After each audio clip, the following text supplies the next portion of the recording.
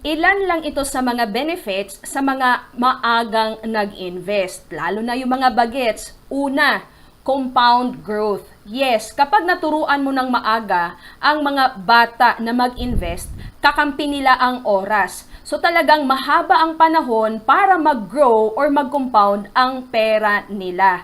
At pangalawa, syempre, madedevelop yung disiplina. Kapag naturuan mo ng tama ang isang bata na mag-ipon, mag-invest, papahalagahan niya yung bawat piso or kung anumang pera na ibibigay mo sa kanya at alam niya na pinaghirapan mo kung ano man yung naibigay mo sa kanya. Kaya nga siya, matututo siya na mag-ipon talaga at mag-invest.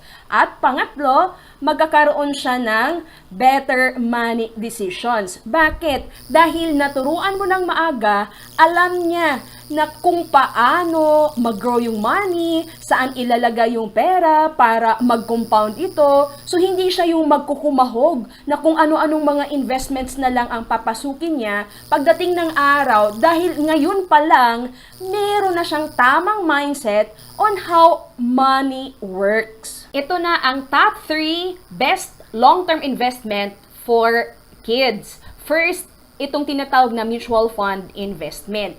Kapag ka nag-invest ang isang bata sa mutual fund investment, ibig sabihin, maaga siyang naging shareholders sa mga malalaking kumpanya dito sa Pilipinas. Of course, hindi naman talaga sila yung mag-a-apply kung hindi ikaw na magulang, syempre, guardian, ikaw muna yung mag-set up ng account. At ang pinakamaganda dito, you can start sa pag-i-invest sa mutual fund as low as 1,000 pesos, pwede kang mag-open ng account. Ngayon, ang pinaka-convenient na way for you to have or yung bagets or yung anak mo na magkaroon ng mutual fund investment ay through IMG dahil magkakaroon or you can have this sub-account na pwede mong ipangalan sa anak mo. Kaya pwede kang magdagdag ng amount, halimbawa 20 pesos, 100 pesos, kung magkano man yung natira sa kanyang baon,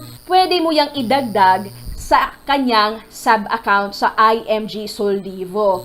Ngayon, tandaan po natin, of course, may enrollment fee ang IMG. Ngayon, ang requirement age para mag-start sa IMG ay 18 years old. Kaya nga, kapag bata pa yan, pero nais mo nang mag-set ng account para sa kanyang mutual fund, all you need to do ay mag-add ng sub-account para sa anak mo. At kaya nga, kapag meron siyang ilalagay at talagang tuturuan mo na maglagay ka ng 20 dito, 50 pesos, di ba yung mga bata ngayon, yung mga teens, di ba? Yung mga kids, meron na silang mga kanya-kanyang diskarte para magkaroon ng pera. So, syempre, tuturuan mo lang, i-guide para meron talaga silang happy future kasi nga, na-discuss mo or naituro mo sa kanya, naipaliwanag mo na yung pera na nilalagay mo dito, ibinibili natin ng shares sa mga kumpanyang ito. Yan po ang mutual fund investment. At ang pangalawa,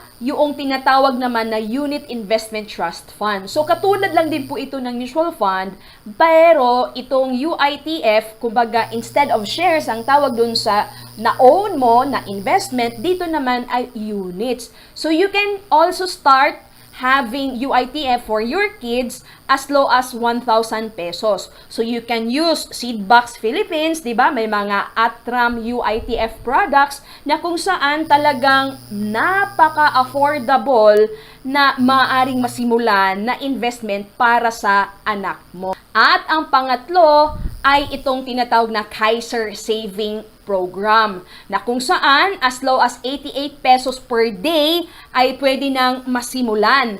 At ang kagandahan sa Kaiser Saving Program na ito ay maaaring simulan ng isang 10 years old na bata. And of course, this is not just an ordinary saving program, this is a 3-in-1 investment. Bakit? Dahil meron ka ng savings, meron ng healthcare, at meron ng life insurance ang Kaiser Saving Program na ito. Kumbaga, 3-in-1 na investments na pwede mong i-open para sa anak mo. Kaya nga, kung nais mo na maging milyonaryo ang anak mo, magsisimula sa 10 years old, pwedeng-pwede yan. At i-take note mo, 7 taon mo lang pag-iipunan ang Kaiser Saving Program. Kaya nga, kung ang anak mo ngayon ay 10 years old at nais mo na siyang i-open ng account sa Kaiser Saving, syempre, no, at the age of 60, this will be the projected value noong kanilang pera na inipon sa Kaiser Saving Program dahil nga ito po ay 3-in-1 investment.